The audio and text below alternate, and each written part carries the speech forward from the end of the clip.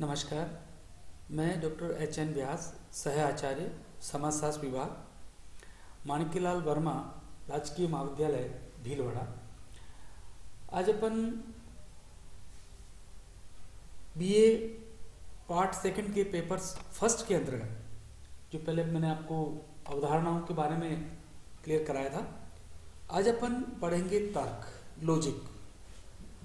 ये तर्क सामाजिक अनुसंधान में क्या है, कैसे इसको अपन प्रयोग करते हैं इनका, ताकि सामाजिक अनुसंधान को ऑथेंटिक बनाया जा सके या उसको वैध ठहराया जा सके। तो हम बातचीत करते हैं तर्क पर आधारित विश्लेषण एवं विवेचना। किसी भी अनुसंधान की मौलिक विशेषता होती है। किसी घटना को तर्क के आधार पर ही सही या गलत, सत्य या असत्य, वैध या अवैध ठहराया जाता है। जैसा कि आपने पहले भी कई बार पढ़ा होगा या सुना होगा कि राजा महाराजा अपने दरबार में कई सारे विद्वान रखा करते थे, नियुक्ति दिया करते थे और जिनसे वो शास्त्रार्थ किया करते थे। अर्थात तर्क के आधार पर किसी चीज को समझने का प्रयास किया जा सकता है। इसी प्रकार हमारी जो न्याय प्रणाली है उसमें अपन देखें तो पक्ष और विपक्ष दोनों के वकील या खुद स्वयं वो अपने तर्कों के माध्यम से अपने आप को, घटना को सही साबित करने का प्रयास करते हैं। तो वही विधि हम लोग हमारे सामाजिक अनुसंधान में इसका प्रयोग करते हैं कि तर्क के माध्यम से हम किसी भी घटना को सही या गलत किस प्रकार से ठहरा सकते हैं, उस पर अपन लोग विचार विमर्श करते हैं। तो तर्क किसी भी घटना, प्रघटना या परिस्थिति के औचित्य को उसके अनुकूल कारणों के आधार पर सिद्ध करने की विश्लेषणात्मक विधि है।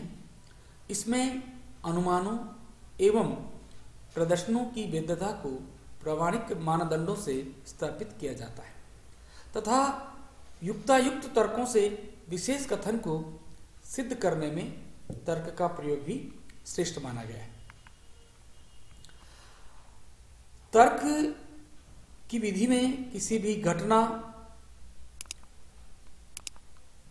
घटना, रचना, संगठन, विघटन, गति, स्थिरता, शांति, अशांति आदि के वास्तविक या काल्पनिक कारणों के रूप में तर्क प्रस्तुत किया जाता है। तर्क सिद्धांतों, पद्धतियों, सही विवेचन के आधारों अथवा सही और गलत तर्कों के में अंतर करने से संबंधित है। तर्क प्रमाण एवं निष्कर्ष के मध्य संबंध पर आधारित है। तर्क किसी निष्कर्ष की पुष्टि के लिए प्रमाण की वैधता के मूल्यांकन से संबंधित है।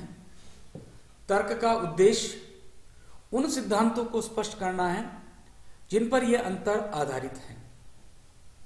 विवेचन के इन सिद्धांतों को समझना ही विज्ञान में आवश्यक है ताकि हम वैज्ञानिक अवलोकन को स्वीकार कर सकें। तर्क के आधार पर प्रमाण एवं निष्कर्षों की न्यायसंगतता का पता चलता है। तर्क विवेचन के माध्यम से हमारे विचारों को परिष्कृत करता है। तर्क का उद्देश्य विवेचना का मूल्यांकन करना है। तर्क का संबंध केवल इस बात से है कि आधार वाक्य निष्कर्ष से ठीक से संबंधित है अथवा नहीं। तर्क का सामाजिक अनुसंधान में महत्व, Importance of logic in social research। Bernard S Phillips 1966 ने तर्क की खोज एवं कार्य कारणता के संदर्भ में समझाते हुए अनुसंधान में इसके दो स्वरूप बताए हैं।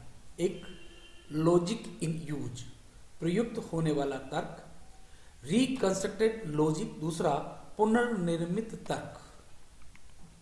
तो पहली बात जो अपन करते हैं कि प्रयुक्त होने वाला तर्क, यह एक ऐसी विधि है जिसे वैज्ञानिक किसी प्रघटना की खोज करते समय काम में लेता है।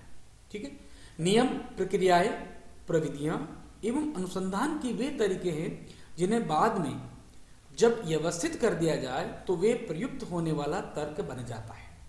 यह तर्क वास्तविक रूप में वैज्ञानिक द्वारा उपयोग किया गया तरीका है। इसी से अनुसंधान संपन्न होता है और वास्तव में उसे एक स्वरूप भी मिलता है। यह तर्क एक ही विषय पर अलग अलग वैज्ञानिकों द्वारा अलग अलग रूप में प्रयुक्त किया जाता है। हर अनुसंधानकर्ता अपने तरीकों से विधियों का प्रयोग एवं जांच की प्रक्रिया करता है। इसके प्रयोग पर उसकी अपनी दक्षता, अनुभव एवं देश काल तथा परिस्थितियों का प्रभाव पड़ता रहता है। दूसरा जो तर्क है दूसरे प्रकार का, उसको अपन कहते हैं पुनर्निर्मित तर्क, अर्थात वैज्ञानिक अनुसंधान में एम्पायर की तरह की भूमिका निभाता है। केवल उन्हीं तर्कों या कारणों को स्वीकारा जाता है जो खोजकर्ता की खोज के अनुकूल एवं समीचीन होते हैं। इस प्रकार के तर्क स्वनिर्णित होते हैं। कई पैमाने इसी प्रकार की पुनर्निर्मित विधियां हैं जिनमें ऐसे तर्क का विकास प्रायोगिक स्तर पर किया जाता है। विचारों की वस्तुनिष्ठ परीक्षणों से जांच की जाती है तथा ऐसे तर्क को गुणात्मक आधारों पर नजरअंदाज कर दिया जाता है, क्योंकि इसमें संरचनात्मक पक्ष पर ही सारा ध्यान दिया जाता है। तर्क में न्याय वाक्यों के आधार पर घटनाओं के बीच इस प्रकार परस्पर संबंध दर्शाया जाता है कि उनमें कार्यकारण का संबंध दिखाई देता है। तर्क एवं गुणात्मक विश्लेषण है। तर्क एक गुणात्मक विश्लेषण है जो दो या दो से अधिक कारकों के बारे में विविध कथनों को एक दूसरे से जोड़ते हुए प्रस्तुत किया जाता है। क्योंकि देखिए, तर्क गुणात्मक विश्लेषण है जिसमें दो या दो से एक, तो यदि कोई कारक है तो उसे स्पष्ट नहीं हो जाएगा, तो दो या दो से अधिक कारकों के बारे में विविध कथनों को एक दूसरे से जोड़ते हुए प्रयुक्त किया जाता है कि अमुक घटना यदि घटी है तो उसके पीछे पीछे लोग क्या धारणाएं बना रहे हैं, तो उसके आधार पर हम उसका निष्कर्ष तक पहुंचने का प्रयास करते हैं। तर्क का उपयोग application of the logic, Morris R Cohen एवं अर्नेस्ट नेगल 1934 में तर्क को इस प्रकार बताया कि तर्क को किसी साक्ष्य के विविध स्वरूपों की पर्याप्तता, तर्क को किसी साक्ष्य के विविध स्वरूपों की पर्याप्तता अथवा उनके प्रमाणक मूल्य के मुद्दे से संबंधित माना जाता है। परंपरागत रूप से तो यह प्रमुखतः पूर्ण अथवा निर्णायक साक्ष्य के रूप में ही निर्मित की जाती थी। तर्क की उपयोगिता इसकी परिभाषा के आधार पर निश्चित होती है। तर्क उसकी भाषा के आधार पर निश्चित होती है। तर्क का प्रारंभ अमूर्त रचना से ही होता है। किसी भी विशिष्ट प्रकार की प्रघटना में इसकी विषय वस्तु आरोपित नहीं होती है।